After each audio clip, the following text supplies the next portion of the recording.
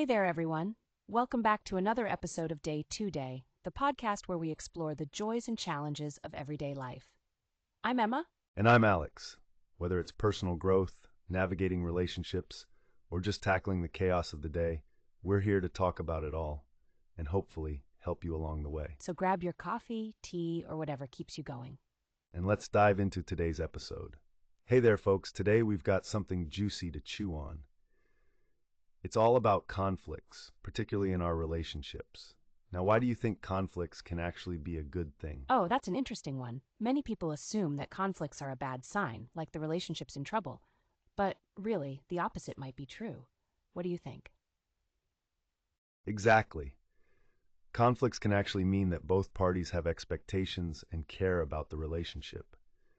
William Donahue, in his book on managing interpersonal conflicts, points out that conflicts arise because there's a level of dependence between the people involved. Right? And that makes so much sense, especially why conflicts are often more intense within close relationships than casual ones. Because, if you don't care, why bother arguing? Yeah, it's like those classic family arguments, right? They're not necessarily a sign that things are falling apart, but rather that there's something meaningful there that's worth arguing over. It's like the old saying, the more you fight, the stronger the bond, as long as you actually resolve the issues. Avoiding conflict can really do more harm than good to a relationship. For sure. If you keep avoiding it, the dissatisfaction just builds up, and you might end up thinking you're incompatible when really it's just that unresolved issues are piling up. And doesn't that make you think about how many valuable relationships have maybe just fizzled out because of unaddressed conflicts? That's so true. But it's not just relationships that suffer. Avoiding conflict can also mess up your emotional well-being. You end up suppressing your feelings just to keep the peace. Yeah, like pretending you're okay with a colleague blaring videos during lunch, when really it's driving you crazy. But you say nothing because you don't want to rock the boat. And the problem there is you're putting their needs above yours without even knowing if it's what they actually need. It could all be a big misunderstanding just because you're avoiding the conflict. That rings true. But to be clear, it's not about blowing up at people.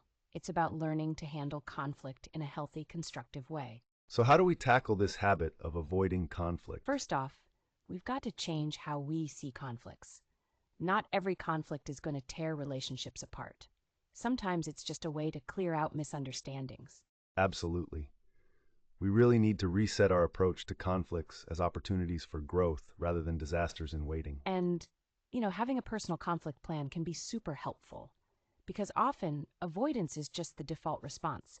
A plan gives you other options. That's a great idea, like preparing what to say or setting goals for the conversation to keep it productive. Exactly.